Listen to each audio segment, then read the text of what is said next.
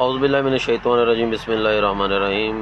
दोस्तों, मैं हकीम मोहम्मद अफ़ज़ाल कमबोत आज मैं तुहानू एक ऐसा नुस्खा बताता हूँ जिन लोगों के मसाने में गर्मी रहती है और शदीद से शदीद है, पेशाब जल के आता है, दिल खाने को नहीं लगता, खाना भूख नहीं लगती, मसाने में वैसे गर्मी रहती है, जिगर में गर्मी रहती है, उनके लिए एक टोटका मैं आपको बताता हूँ, वो इस्तेमाल करें। इंशाल्लाह मैं गारंटी के साथ कहता हूँ आपका मसला बिल्कुल ख़त्म हो जाएगा। आपने करना क्या है, 50 ग्राम आपने पूजा मिश्री ले लेनी है, उसमें आपने 3 तोले तबाशी ले लेनी है, 3 तोले छोटी इलायची ले लेनी है। इन तीनों चीज़ों को आपने अच्छी तरह कूट के पाउडर बना लेना है। पाउडर बना के इसको आधी चम्मच सुबह शाम पानी के साथ इस्तेमाल करें।